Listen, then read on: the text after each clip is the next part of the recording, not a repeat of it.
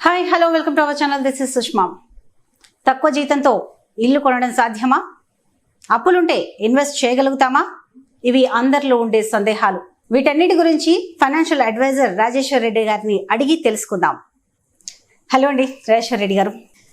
Actually చాలా మందిలో చాలా క్వశ్చన్స్ ఉంటాయి. 10,000 జీతం ఉన్న వాళ్ళు ఇల్లుకి ఎలా ఇన్వెస్ట్ చేయాలి, ఎలా దాచిపెట్టుకోవాలి?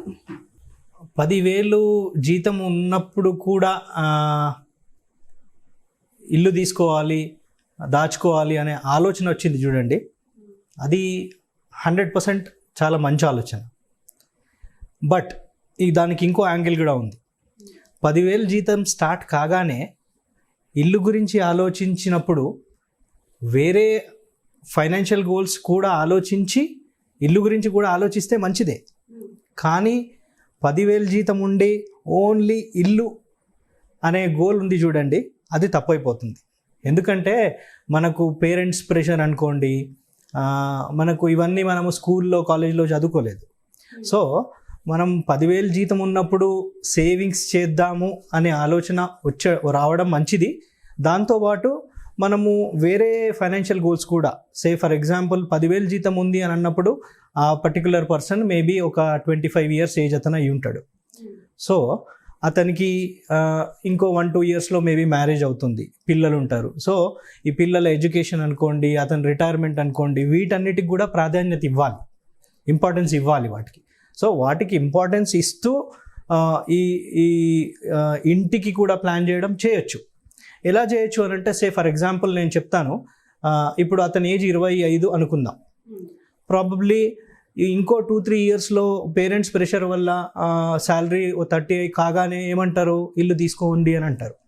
సో అప్పుడు అందులో ఆల్మోస్ట్ ఒక 50-60% ఈఎంఐకి వెళ్ళిపోతుంది.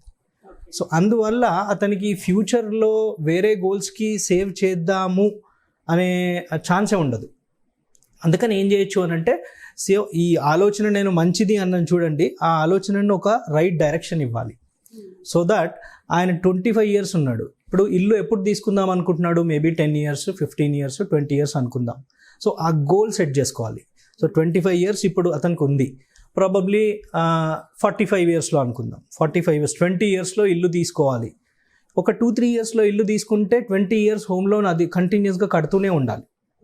సో ఒక 1 crore హోమ్ లోన్కి మనము 2 crore కడతాం, ఏది ఈఎంఐ రూపంలో. సో దాన్ని అవాయిడ్ చేయాలి అని అంటే ఇప్పుడే ఒక గోల్ సెట్ చేసుకోవాలి.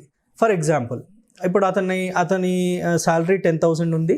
సో ఆయన లైఫ్ స్టైల్ బట్టి సే ఈరోజు ఒక 30 lakhs అనుకుందాం, జస్ట్ ఎగ్జాంపుల్ చెప్తున్నాను. 30 lakhs ఈరోజు ఇల్లు కాస్ట్ అనుకుందాం. సో 20 years ఇచ్చేసరికల్లా దీని కాస్ట్ ప్రాబబ్లీ 1.1 crore అవుతుంది. సో 10,000 శాలరీ ఉన్నప్పుడు నేను 1.1 crore ఇల్లుకు ఇన్వెస్ట్ చేయొచ్చా అని స్ట్రైట్ క్వశ్చన్ అడిగితే చేయలేను అని అంటారు ఎవరు. But that is not right, చేయొచ్చు. ఎందుకంటే ఈ 20 yearsలో ఫర్ ఎగ్జాంపుల్ ఇప్పుడున్న 10,000లో నుంచి ఒక 20-25% పక్కకు పెట్టమనండి. సో 2,000 to 2,500 పక్కన పెట్టేసి ఎవ్రీ ఇయర్ 10% ఇంక్రీజ్ చేస్తూ పోవాలి. సో 2,000 తీసుకున్నప్పుడు నెక్స్ట్ ఇయర్ మళ్ళీ దాని మీద 20%. సో ఎవ్రీ ఇయర్ 20% ఇంక్రీజ్ చేసుకుంటూ వెళ్తే he can create that 1.1 crore in 20 years. అప్పుడు హోమ్ లోన్ అవసరం లేదు. బట్ ఇప్పుడున్న సిచ్యువేషన్స్లో మనం తీసుకుంటే అయితే చాలా ఎక్స్పెన్సెస్, ఏది చూసినా ఎక్స్పెన్సెస్ లా ఉంటాయి. అది ఇప్పుడు సాధ్యం అంటారా? ఇప్పుడున్న సిచ్యువేషన్స్ని ఎట్లా క్యాల్కులేట్ చేసుకోవాలి మనం? సో దానికి అతను నెలవారీ బడ్జెట్ ప్రిపేర్ చేసుకోవాలి. సో ఏది ఎంత అవుతుంది, ఏ ఎక్స్పెన్స్ ఎంత అవుతుంది అనేది. జనరల్గా మనకు ఓన్లీ 2 routes, ఎవరైనా ఏ ఫ్యామిలీ అయినా ఒక 2 routes ఫాలో అవుతారు. ఒకరు ఏం చేస్తారు, ఇన్కమ్ రాగానే అందులో ఎక్స్పెన్సెస్ అన్నీ పోను, ఏదైనా మిగిలితే సేవ్ చేద్దామని ఆలోచిస్తారు. ఇంకో రకం ఉంటారు, ఆ వచ్చిన దాంట్లో అది 10,000 అవనివ్వండి, 30,000 అవనివ్వండి, 50,000 అవనివ్వండి, 10% 20% పక్కన పెడతారు. Then they will plan in that remaining amount. So ఈ 2 routes ఆలోచించినప్పుడు నేను ఫస్ట్ రూట్ చెప్పినప్పుడు 90% పీపుల్ ఈ ఫస్ట్ రూట్ ఫాలో అవుతారు, ఓన్లీ 10% మటుకే సెకండ్ రూట్ ఫాలో అవుతారు. సో అది ఫాలో అయినప్పుడు అంత ఈజీ కాదు. ఇమీడియట్గా నేను ఈ 1 month 2 months నుంచే నేను అలా చేయలేను. బట్ గ్రాడ్యువల్గా ఏమవుతుంది అంటే దానికి అలవాటు పడ్డప్పుడు మనకు లైఫ్లో కావాల్సిన ఫ్యూచర్ ఫైనాన్షియల్ గోల్స్ అన్నీ, రిటైర్మెంట్ అనుకోండి, హౌస్ అనుకోండి, కార్ అనుకోండి, everything we can achieve. So ఆ ఇన్కంలో నుండి సేవింగ్స్ అనే పార్ట్ని మనం పక్కకు పెట్టిన రోజే we will be able to achieve it. అంటే వాళ్ళకి కొన్ని డౌట్స్ కూడా ఉంటాయి. ఇప్పుడు చాలా ఏదైనా కొనుక్కోవాలంటే చాలా ఖర్చుతో కూడిన పని, ఇందులో దాచిపెట్టుకోవడం అనేది అసలు సాధ్యం కాదు, ఇంకా సంపాదించాలి అని ప్లాన్స్ చేస్తుంటారు. సో ప్లాన్స్లో వాళ్ళు సక్సెస్ కాకపోతే దీన్ని వాళ్ళు ఎట్లా మల్టిప్లై చేసుకోవచ్చు? సాధ్యము మనం ఒకసారి ట్రై చేసి చూస్తే సాధ్యం కాదా, సాధ్యం అవుతుందా అనేది అనిపిస్తుంది. అఫ్ కోర్స్ ఒక వేళ కాకపోతే. ఎందుకనంటే ఇప్పుడు మేము ఆల్మోస్ట్ 10 years నుంచి ఈ ఫీల్డ్లో ఉన్నాము. మేము ఆల్మోస్ట్ ఒక 3,000 మెంబర్స్ని ఇప్పటికీ పర్సనల్గా వి ఇంటరాక్టెడ్ విత్ దెమ్. అందులో నుంచి 730 ఫ్యామిలీస్ ఇప్పుడు మా దగ్గర ఉన్నారు. వాళ్ళు కూడా ఫస్ట్ స్టార్టింగ్లో ఈ మాట అన్నారు, మేము సేవ్ చేయగలమా లేదా అని. బట్ ఈ 10 yearsలో వాళ్ళ ఇన్వెస్ట్మెంట్స్కి వచ్చిన ప్రోగ్రెస్, వాళ్ళు సేవింగ్స్ చేసే తీరు ఎంటైర్ ఇట్ ఈస్ చేంజ్డ్. ఎందుకంటే మనము మన లైఫ్లో మన గోల్స్కి లాస్ట్ ప్రయారిటీ ఇస్తాం. సో దాన్ని చేంజ్ చేయాలి. సో తక్కువ జీతమా ఎక్కువ జీతమా అనేది ఇక్కడ కాన్సెప్ట్ కాదు.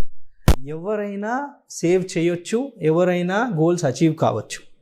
ఇప్పుడు మనం చూసుకుంటే ఒకవేళ మన చేతిలో కనుక డబ్బులుంటే అప్పులు తీర్చడం మంచిదా లేదంటే ఇన్వెస్ట్ చేయడం మంచిదా?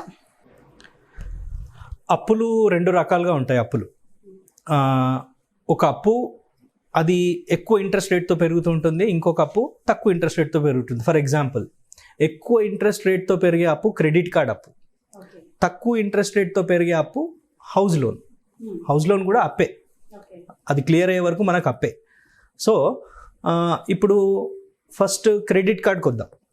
క్రెడిట్ కార్డ్ ఇంట్రెస్ట్ సపోజ్ నేను ఇప్పుడు ఒక మంత్ కట్టలేదు అని అంటే అది 15-20% చొప్పున పెరుగుతూ ఉంటుంది. సో నేను నా దగ్గర ఒకవేళ అమౌంట్ ఉండి నా దగ్గర క్రెడిట్ కార్డ్ అప్పు ఉంది అని అంటే ఇమీడియట్గా ఆ క్రెడిట్ కార్డ్ అప్పును క్లియర్ చేయడమే బెటర్. సెకండ్ కేసుకి వద్దాం. ఇప్పుడు హౌస్ లోన్ ఉంది. హౌస్ లోను ఇదివరకు 9.7%, 10% రేంజ్లో ఉండేది, ఇప్పుడు 7%కి వచ్చేసింది. కొంతమంది ఏం చేస్తారంటే ఇల్లు తీసుకుంటారు, 20 years కానీ హౌస్ లోన్ ఉంటుంది.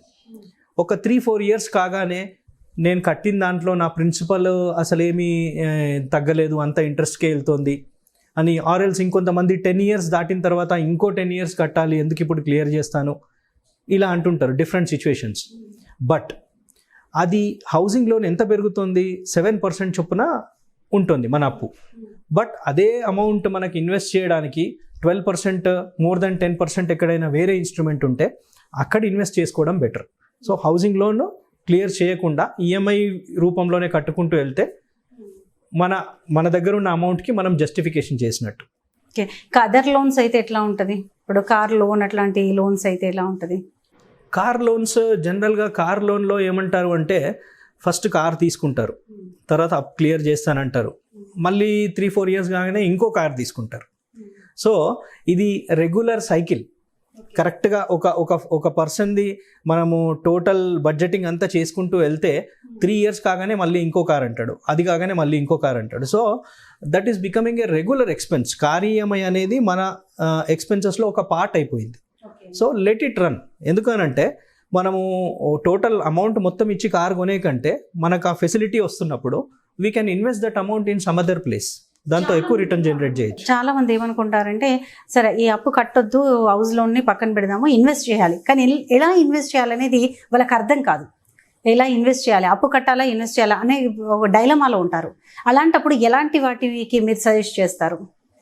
అప్పు కట్టాలా ఇన్వెస్ట్ చేయాలా అనే క్లారిటీ రావాలి అని అంటే ఫస్ట్ ఆఫ్ ఆల్ మన ఇన్కమ్ ఏంటి, మన ఎక్స్పెన్సెస్ ఏంటి, మన సేవింగ్స్ ఏంటి, ఆ సేవింగ్స్ ఎందుకు చేస్తున్నాం మనం.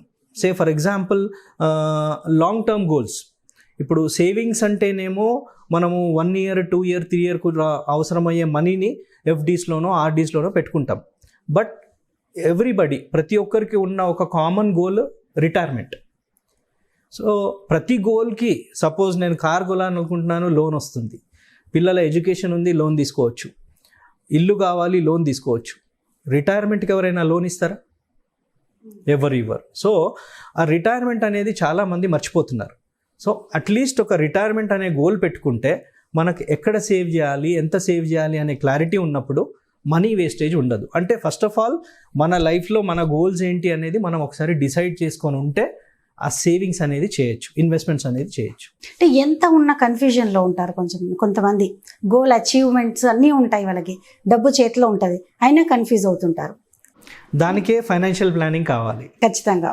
సో ఇప్పుడు నేను అడుగుతున్నాను, డబ్బు పొదుపు అంటే అసలు ఏంటి? రైట్, పొదుపు, సేవింగ్స్. జనరల్గా మనకు ఎప్పటి నుంచో మన పేరెంట్స్ కూడా సేవింగ్స్ చేయండి అని చెప్తారు. ఒకప్పుడు ఇన్ఫ్లేషన్ అనేది లేదు, ఇప్పుడు ఇన్ఫ్లేషన్ అనేది ఉంది. ఇన్ఫ్లేషన్ లేనప్పుడు నేను సేవింగ్స్ చేసి నా అమౌంట్ గ్రో కానప్పుడు నాకు పెద్ద ఎఫెక్ట్ ఏమి ఉండదు. బట్ ఇప్పుడున్న సిచ్యువేషన్లో ఇన్ఫ్లేషన్ ఉంది కాబట్టి 1 year 2 year 3 yearకి అయ్యే అమౌంట్ని సేవ్ చేస్తాం. సేవింగ్ అంటే మనకు ఒక ఫిక్స్డ్ అమౌంట్ వస్తుంది, 6%, 7%, 8% ఎఫ్డీస్లోనో ఆర్డీస్లోనో వస్తుంది, అక్కడ సేవ్ చేస్తాం.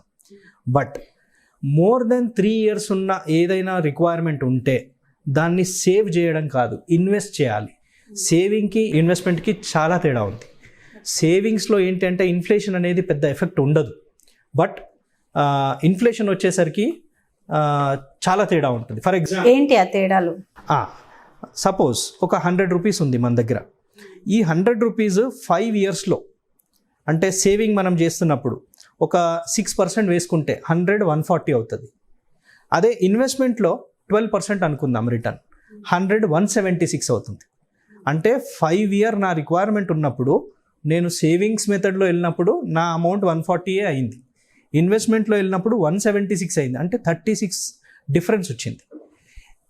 దీన్నే మనము ఒక 20 year సినారియోలో తీసుకుంటే 100 కాస్త 386 అవుతుంది సేవింగ్స్ రూట్లో నేను వెళ్తే.